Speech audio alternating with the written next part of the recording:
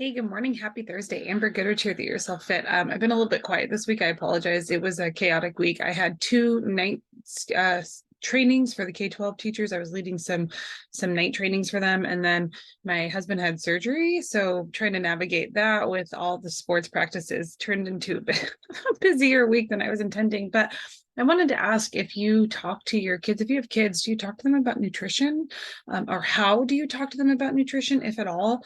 And I bring this up because I had a bit of an interesting an interesting experience this week. My oldest came home. So we talk a lot, probably too much about nutrition in our household, for obvious reasons. I'm really into food, right? And I'm really into fueling yourself well and having good relationships with food, but understanding that some things serve you better than other things. And some place has, some foods have some like limited space in our lives versus other foods. And so I think that we probably talk about it too much, but my oldest came home this week and was like, hey, do you want to hear something funny? Do you want to see something funny? And I'm like, I'm always down for something funny, right? Absolutely. Share something funny with me. And he's like, listen to this. So he pulled up this menu. They got their school menu.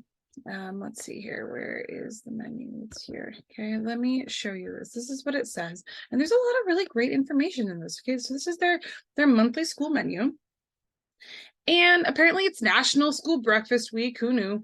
And it's talking about how nutritious breakfast, let's see, shows more and more students are starting off. Studies show that students, let's see, here we go, starting their days, more and more students, because of their programs, more and more students are starting their off with the nutritious breakfast in their school cafeterias. And because of that, the studies are showing that those who have breakfast every morning have higher levels of achievement in math and higher standardized test scores and better concentration, memory, and alertness, improved attendance, behavior, and academic performance, and they maintain healthy weight. It also goes on to say that proper balance of nutrients is important for students of any age. I agree with all this. Is such a great message. Absolutely. We want to talk about wholesome breakfast. We want to talk about fueling ourselves. We want to talk about getting up and starting the day off on the right foot. This is the part that's funny though, right? So they're talking about all of this like wholesome, nutritious breakfast, and we're so proud that we can offer this. Now, here's the thing.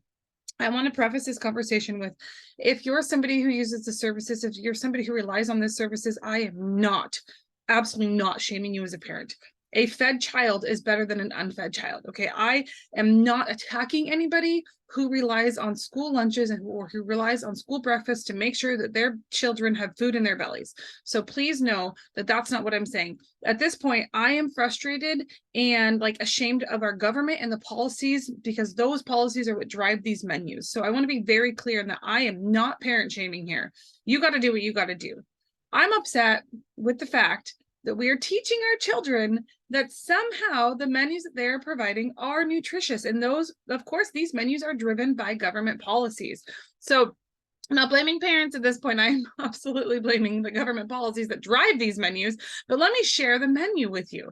Okay, so remember, they're bragging about these nutritious breakfasts and they're helping students achieve so much more. And I'm so frustrated. Look, pancakes with syrup. Nutritious pancakes with syrup. Now, are pancakes with syrup bad? No, I don't like to food shame. But would I equate them with a nutritious start to the day? No.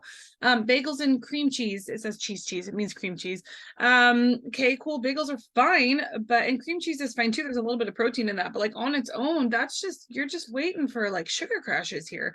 And then the variety of whole grain cereal with toast. So these are their options, right? Fruitals, right? Thursday, fruitals, and variety of whole grain thing with graham crackers, waffles, breakfast pizzas, the breakfast sandwich I looked into, I think that's kind of the best thing on this entire menu, is breakfast sandwiches. It's just an egg and cheese breakfast sandwich.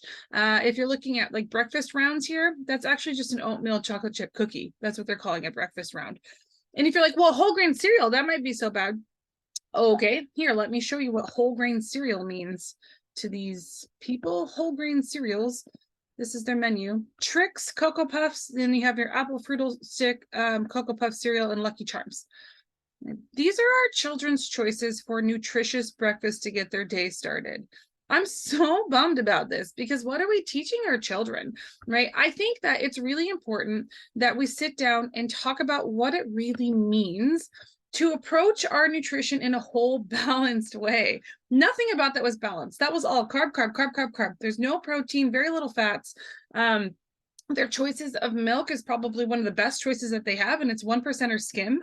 And again, I don't want to sit here and say, well, oh my gosh, I know that there's a fine line here. Again, I'm not trying to shame any parents who use these services. I'm upset with the school systems and the government policies that drive them, because what are we teaching our children?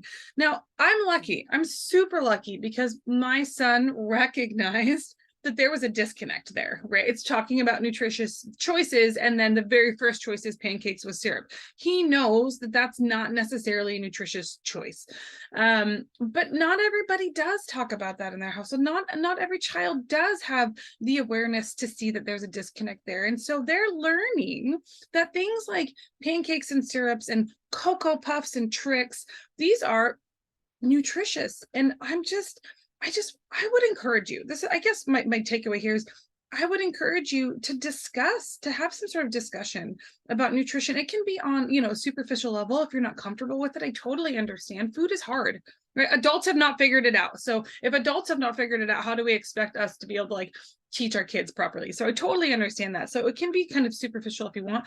Even just showing them my Noisy Macros video. If you haven't seen that, I'll try to link it below.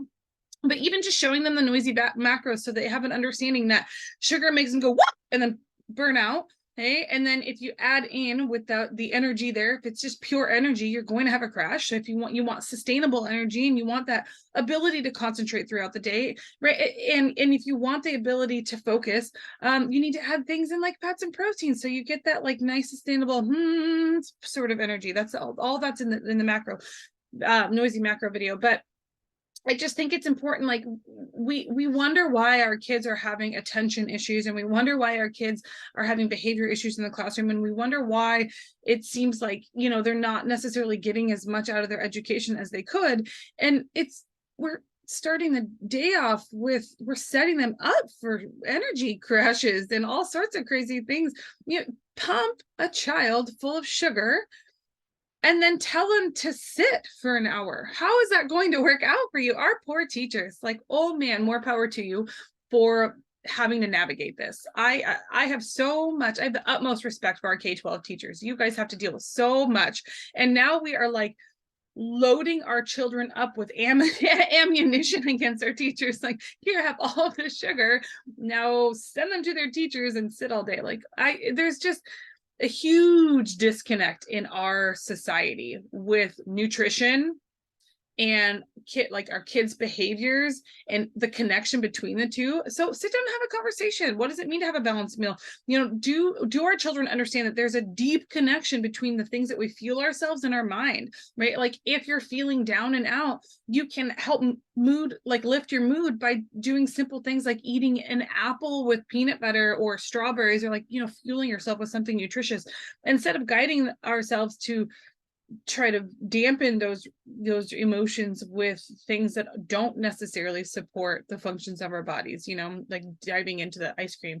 And I just the government policies that drive all this they're really crazy. I haven't done a video yet. Back in, I think, November or October, some new standards were released that were suspected to be adopted by the government soon, if not already. I haven't looked into it, but I haven't had the energy yet to go and talk about these new standards. I'll just leave you with this. In those new standards, things like ice cream and peanut butter M&Ms or peanut M&Ms ranked higher than eggs and bacon. So and it's very clear that there was a lot of money that drove the study that came out with these recommendations, because the name brands are being listed on the studies like Rice Krispies instead of puffed rice cereal. So there's a whole lot to be said about the government policies that drive these, but know that there's a lot of money behind those policies. I do not think the government has any right at this point to be in our nutritional recommendations, because they're just leading us astray and giving our children papers that say nutritious means pancakes with syrup and Cocoa Puff cereal. No, I'm sorry. I cannot get behind that. So anyway, have that conversation. If you have any questions or anything, please feel free to reach out. If you want maybe easy ways to navigate this, maybe I can put together maybe a guide or something like how we can navigate these conversations with children. It's not an easy conversation, especially if we haven't necessarily figured it out ourselves, but it's a very, very important one because let's face it, our kids are getting bombarded with the same nonsense that we are, right? Like they're getting bombarded with all of the commercials for all of the things, and they're getting papers like this from their school, and they're seeing their peers eat whatever they're eating. And so it's confusing. It's a confusing world out there. And if we can't figure it out as adults because we're getting bombarded with all this conflicting information, why do we expect our children to figure it out? You know? So have a conversation. Balanced is best. Wholesome, nutritious, you know, as close to its original form is best. And you know, some things, like I said, some foods have a bigger role that they can play in our lives, and other ones should be a little bit more monitored, I guess would be a good word. Anyway, until next time, you guys, eat more, but eat well and eat happy. Talk to you soon.